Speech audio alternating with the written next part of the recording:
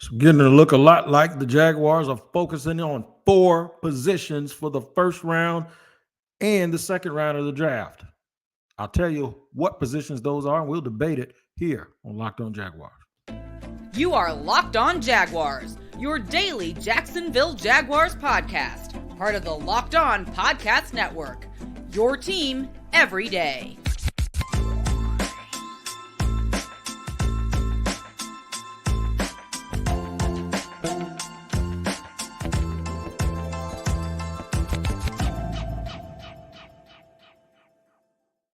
What up, everybody? Welcome to another edition of Locked On Jaguars, where it is your team every day, and we thank you for making us your first listen. I am Tony Wiggins, the host of the Locked On Jaguars podcast that can also be found on YouTube for your visual. Make sure you go to YouTube and go to Locked On Jaguars, hit the like button, hit the subscribe, and then hit the bell. The bell will give you a notification each and every time we drop an episode. Also, wherever you listen to your podcast, audio-wise, if you're riding in your car or sitting at your desk while you're supposed to be working, make sure you tap into that location every single day so you do not miss a show. Today's episode is brought to you by Gametime. Download the Gametime app, create an account, and use the code LOCKEDONNFL for $20 off your first purchase. Locked On NFL is one word, so make sure you put that there. And shout out to the everydayers for joining us here every single day. You can be one too. All you got to do is show up every single day. All right, let's get down to it. I've been telling people, folks keep asking me, Wig, what are they going to do? And I was like, I don't know. I'm not sure. And if I did know, that'd be bad news because I'm not supposed to know anything. No leaks coming from the building. However, based on workouts, where guys are going, where Phil Rauscher's going, who he's working out, it appears that the Jaguars are focusing more on guys that, two things, later round draft picks, starting in the 4th round and beyond for the offensive line, but then looking at some offensive linemen who may fall into the 2nd round and may be worthy of coming up to pick up. I don't think they're going to use a 1st round pick on an offensive lineman unless they trade back, or if they trade back into the 1st round or move up higher into the 2nd round to take one of those leftover tackles that might fall down to them. It appears that the focus is on 4 different spots, and I'm going to tell you what they are in just a second. After I give you those 4, I want you to pick a position in your mind and tell me on social media or in the comment section who you want that person to be at that position. And then what we'll do in the 3rd and final segment, I'll summarize the whole thing by letting you know that they need an impact player, but should that impact be more focused on short or long term, or in a rare situation, both short and long term, which would mean that would be a home run pick because you'd get the immediate production, and then you'd also get the position of value and long-term production from that player. So back to the top of our show today, the Jaguars appear to be focusing on 4 positions. They are, without any further ado and without any order, any specific order, wide receiver. I know that makes a ton of people happy. Cornerbacks. That makes the team building people happy because they know beyond 2024, the Jaguars will have all of about 2 defensive backs, specifically corners, 2 corners under contract. That's before they do any extensions, but you get my point. The other part of it is they're looking to fortify their defensive front, whether that be with another defensive tackle or an edge rusher. So those are the 4 positions that we'll focus on today, and we'll make sure that we get into those. I'm going to start on the offensive side of the ball first with wide receiver. This is the one that's the most tricky for me because if you look back through GM Trent Baalke's history, he does not have a very good track record of drafting wide receivers. That is not just here in Jacksonville. That is him when he was in San Francisco. He hasn't literally drafted any wide receivers that turned out to be good, especially guys in the 1st round. The highest, I believe the highest pick that he's picked a wide receiver at since he's been here has been like round 4, right? So you're wondering, why would he do something that he doesn't seem to either value or do well? Well, this is why you do it, because it's part of your job. That's why. If there's a wide receiver there worth taking, and there have been wide receivers that have been worth taking in a whole bunch of drafts that he's participated in, that I wonder if he has second thoughts about going and getting those guys. The one thing I will tell you, the current top, I would say the top 3 receivers, and you could argue who's the number 4 between Parker Washington and Devin Duvernay. Of those 5 guys, those 2 that I mentioned, plus Gabe Davis, Zay Jones, and Christian Kirk, 4 of them were people that they signed in free agency. That, to me, that's a practice that has to stop. You can't have 80% of your 5-man wide receiver room all be free agents. That is a telltale sign that either they don't value that position for a rookie. That one of the reasons is they may believe that those guys don't necessarily have an instant impact. And Cooper Kupp says hello, and Puka Nacua also says hello again. That what they'd rather do is to go out and get veterans that are proven, guys that are professional pass catchers. And that's basically what they did and what they've done. Those guys are important. Those guys have a role. Those guys have a reason. And Trent Baalke has a reason to think that that's the way that you go. And because guys are going to know how to get in and out of their breaks. They're going to understand what a hot read is. They'll understand how to find soft spots in a zone and to do things that make your quarterback. All of the IQ things that come along with being a veteran, you realize a veteran wide receiver can do that. But here's the problem. They were a veteran wide receiver available on the free agent market after their first contract for a reason. And that reason usually is because they ain't number 1 and they ain't a Pro Bowler and they ain't an All-Pro. And that's exactly what you're going to have to face and go up against that you don't have when you continue to do what they've done. That's why that is important, but it can't be a substitute for also finding young, cheap talent that you end up hitting on that becomes All-Pro level material, like an Amon-Ra St. Brown. You just can't ever replace those homegrown guys. And your room as a wide receiver coach, you want a mixture of people. You want veterans. You want young guys. You want slot guys. You want X's. You want versatility, a guy who can be an X, Y, and a Z or whatever. You want all of that stuff, right? You want versatility. And right now, I don't think the Jaguars have it. They just don't. They really don't have the versatility that's needed at wide receiver. There will be wide receivers there. Not as good as the first 3. Oh, I heard something today that blew my mind. That's why I just had a little pause. I heard a radio show where somebody from San Diego said that at the 5th pick that the Chargers would take Adonai Mitchell, and I almost wrecked my car when I heard it, because they said that with the intention that Marvin Harrison, Malik Neighbors, and Rome Odunze would still be on the board, and that the Chargers would use the 5th pick on Adonai Mitchell. I think A.D. Mitchell is a good player.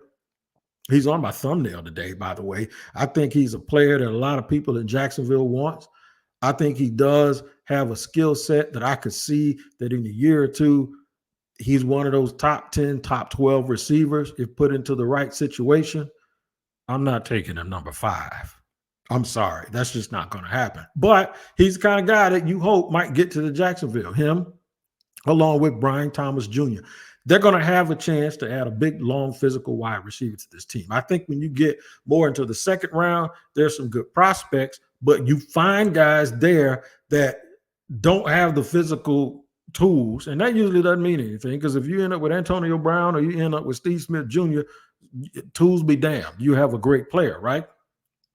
But it's a little harder to identify those guys. And the last thing we want is to have to make it more difficult for Trent Baalke to identify a player that plays a position where he hasn't identified any in his whole career that could turn out to be more than just a journeyman or a role player. So we'll have to see. I don't think that's where they're going to go. The people I talk to tell me that's the way it feels like they're headed.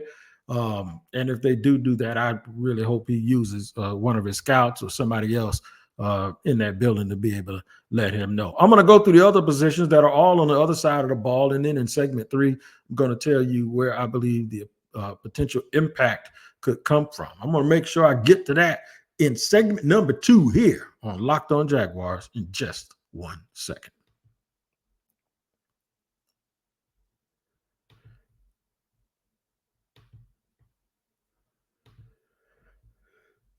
Today's show is sponsored by BetterHelp.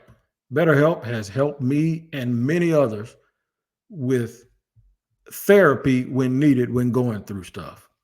Pain management, death in the family, and lately it's been a lot of time management. New grandchild, 2 jobs, wife, trying to figure out how can I spread myself to all of the people that need me in their lives every single day. I even have another grandchild on the way. Shout out to my son. Listen, man, you might not think you need therapy, but what is the first thing you do if you have an extra hour in your day? Do you have to make a tough decision on where you spend that time? A lot of us spend our lives wishing we had more time. The question is, for what? And if you need help, BetterHelp can really, really help you figure that out like it did for me. If you're thinking of starting therapy, give BetterHelp a try. Learn to make time for what makes you happy with BetterHelp. Visit betterhelp.com/locked-on today to get 10% off your first month. I'm going to spell it for you. It's BetterHelp, HELP.com/locked-on. Please make sure you use BetterHelp if seeking out therapy. That's betterhelp.com/locked-on.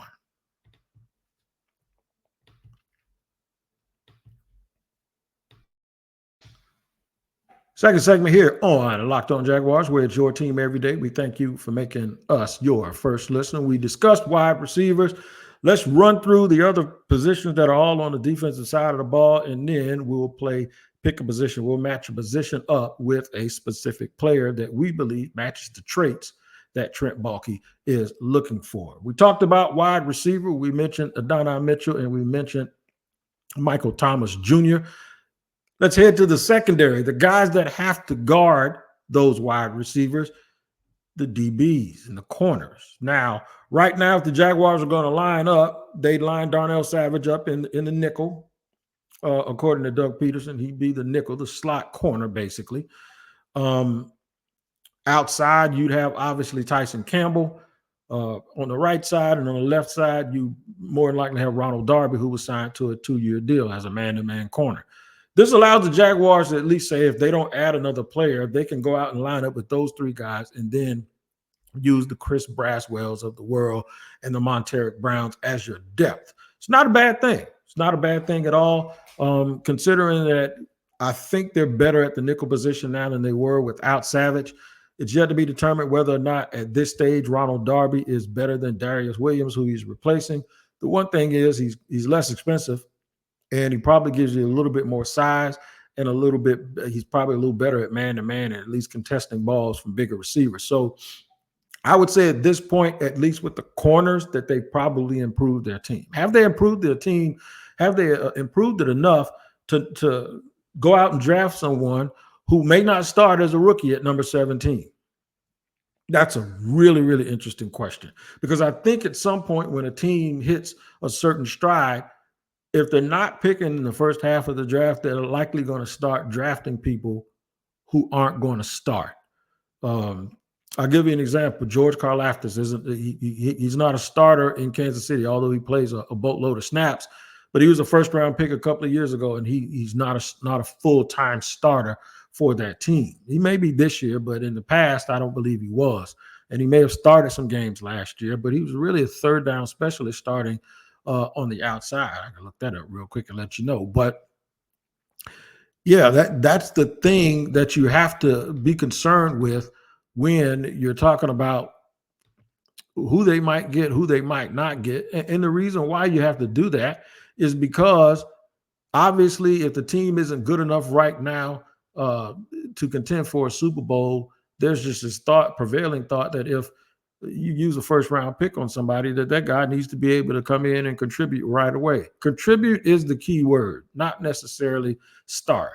One, injuries do happen. George Karlaftis is listed as a starter ahead of Felix on the DK Uzoma. So I don't think he started as a rookie, but he's played a lot because they had some other guys. They had Clark there and all of those other guys. But you get my point. The point is the better you get as a team and the more you're equipped to go line up and play on Sunday, it's going to be harder for you to find starting positions, especially if you have good player retention.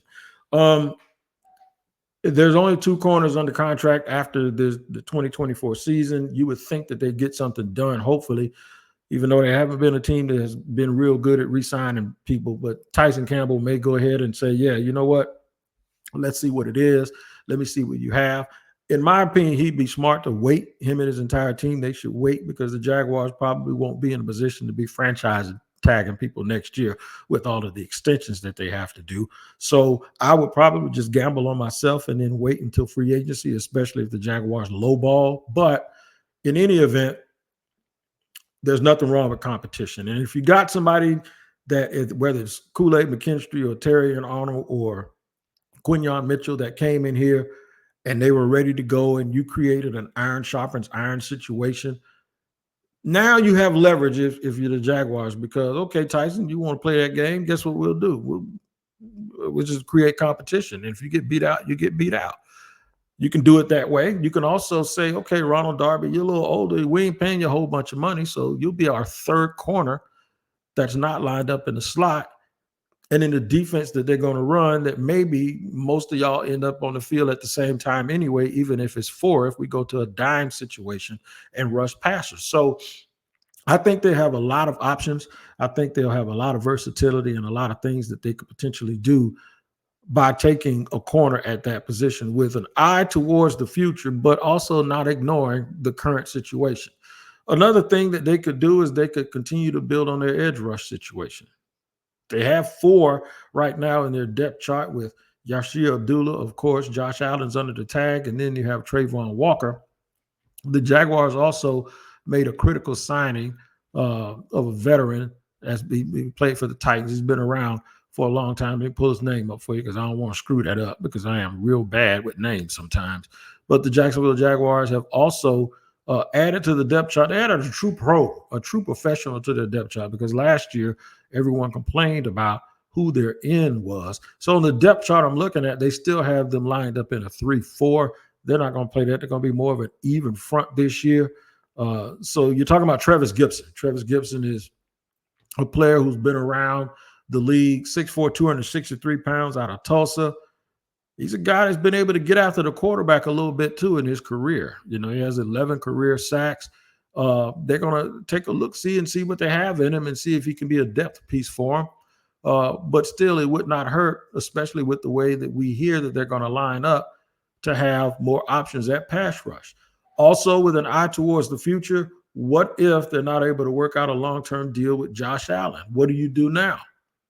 Well, you would hope that if you have another guy into the fold, that you don't have to franchise tag Josh for yet another year after this year. If he plays on the franchise tag all season, you'll have a dilemma next year, but at least that dilemma will be alleviated a little bit, because you'll already have another pass rusher in-house. Remember, you don't have to get him in the first round. You can get him in the second round as well. But the one thing I will tell you with pass rushers, that's not necessarily true for the corners. That's not true for the wide receivers. And that's probably not true for the defensive tackle position that we'll get into at the top of segment 3. There's a real big drop-off after about pick number 75, at least with the boards that I've seen, that if you don't get one in the first or the second round, the Jaguars' next pick in the third round is pick 96 because of the deal with Calvin Ridley. So therefore, if they want some edge depth, they might be looking in the wrong place if they don't move in round 1 or round 2. I'm going to do the defensive tackle spot and then answer this question. What's the impact potential short and long term for any of these positions? I'm going to make sure I get to that in just a second. But first, I have to ask you a question. Are you watching Fox Sports or ESPN on your TV all day?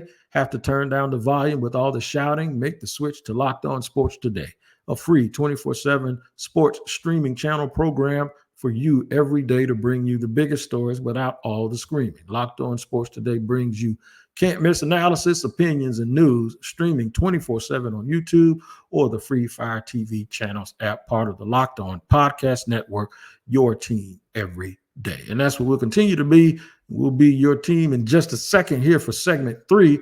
We'll get to that in just a second here on Locked On Jaguars.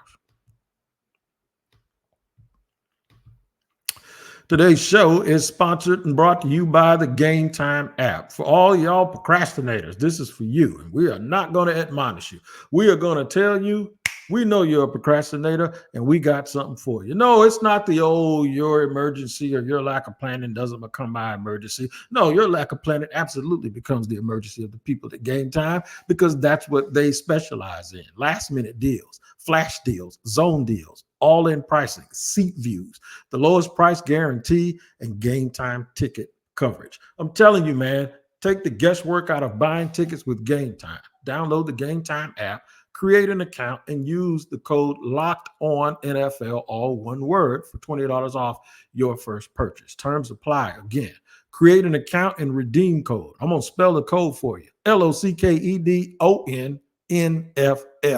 All one word for $20 off.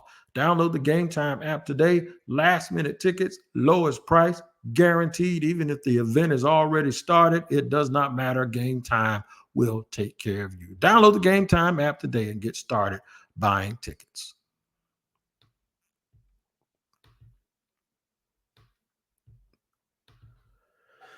Third and final segment here on Locked On Jaguars, where it is your team every day. We always thank you for making us your first listen. We've taken a look at the four positions that I hear rumors that the Jaguars are focusing on. That is wide receiver, defensive back, mainly corner, edge rusher, and now we're going to look at defensive tackle and then talk about some people who could potentially be there. We mentioned the DBs. When I mentioned the edge rusher, I didn't tell you who I think could be there. There's a chance, not a great chance, but there's a chance that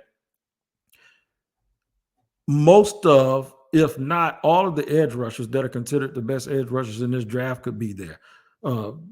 Dallas Turner could still be there at 17. It's not likely, but it's still a chance he could be. Latu from UCLA could be there. Jarrett Verse could very well be there. Darius Robinson, who I guess people are so infatuated with, and he fits all of Trent Baalke's traits, even though he's not a pure edge rusher, could obviously be there at number 17. Will the Jaguars decide that that's the way they need to go? You can't ever go wrong with too many pass rushers. You can't ever go wrong in the trenches. The question is it as much of a priority as other positions? And is the player that you're going to pick a better overall player than those at the other positions that you're looking at? Make no mistake about it, all of these positions are positions of need. They're also positions that have a very high priority in terms of their value positionally and with this team. So all of this stuff seems to match up. It's just a matter of when you make the choice and whether you'll be able to address your other needs later. Defensive tackle is the one position where I think there is a less of a variance between the best guy, who I believe is Johnny Newton, or Jazon Newton, however you want to say his name, out of Illinois. He didn't test as well as the kid from Texas, but I do believe that he is a little bit of a better player. I'm not talking about Devontae Sweat. I'm not talking about the big kid. I'm talking about I'll bring his name up for you real quick, just so I don't make sure I don't mess this up real fast. Let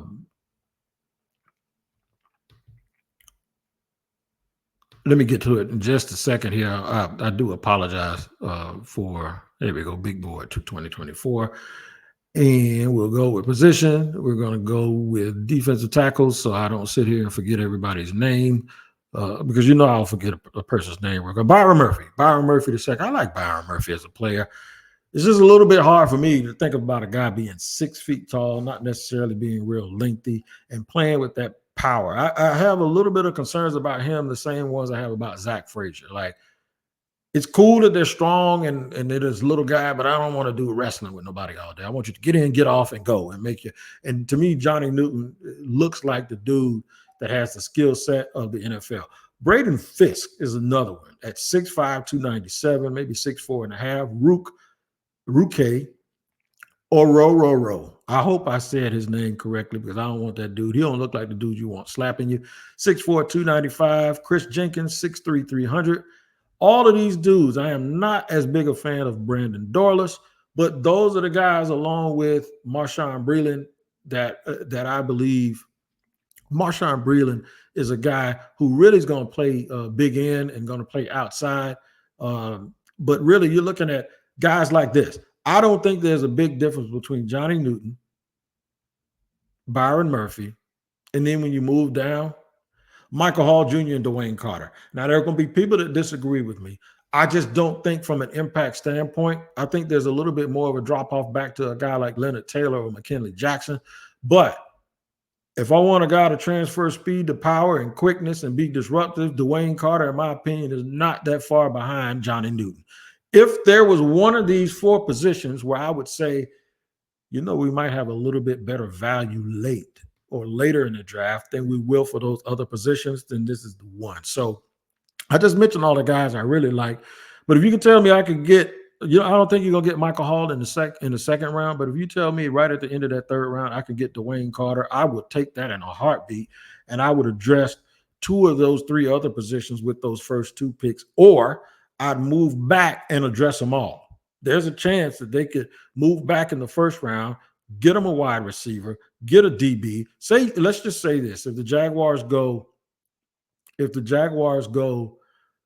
they move back to 24, 25, or 25 or 26, and they end up with another third round pick, right?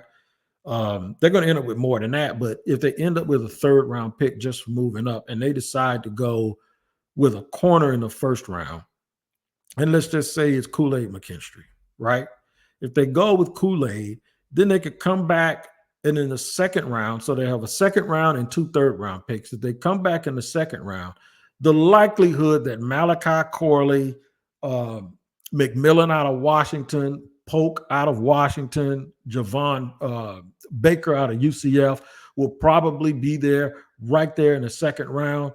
They could probably go right there. Then you're looking at edge and D tackle in the third round. If you have two picks there, I would say the first one would have to be for a guy like Marshawn Nealon to give you a really good prospect who has some real good characteristics that you really, really like. It doesn't have to gain weight, doesn't have to do this. You just use him as a spot guy the way Atlanta used Arnold Ebiketie, and you could have a really good rotational player that you could see that'll give you a lot of future value. And then if you could come back and get Dwayne Carter right at the end of day two, and then you'll be loaded up with 2 or 3 fourth round picks for day 3, I think that means a home run for Jacksonville. Impact potential, I think all of these guys have long and short-term potential.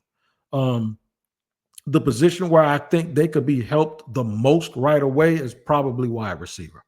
And that is because you'll get a chance to exactly see who you have. If they get the right guy, it might mean that this dude automatically becomes their third receiver or one of their 3 starters when they go to a 3 wide receiver set, and they move on from Zay Jones and make Parker Washington and Devin Duvernay ballot it out for number 4. That might be the way that this team moves. There's a couple of players on the roster that people still feel that the Jaguars might, if they get the right guy in the draft, they can move on from him, and they haven't done it yet because they don't know that that's what they're going to do. But in any event, I think the most impact, depending on the player, let's just say if they take the best player available, depending on who it is, I think the most impact, the most immediate impact comes from wide receiver. The next impact will probably come from edge rusher because they're going to probably use more of a rotation system. And don't forget that Eric Armstead could also play in. But with how they're going to rotate and if the fact that we're thinking and assuming they're going to be in the lead most of the time or be playing ahead, then it would behoove them to do that. Maybe the best thing that they can do is add another interior defensive tackle to this team that could force teams off of their square earlier and kind of make those guys run into more of an edge rusher. From a team building standpoint, I would go the opposite way and tell you that edge and DB is really, really super important because you can never have enough edge. And with the DB situation, with the contracts, I believe the Jaguars will have decisions to make. So if you take those 4 spots, it comes down to this. Who's the best player out of all of them? If you move back, what can you get? And what's the variance and the difference between that guy and the guy you didn't take?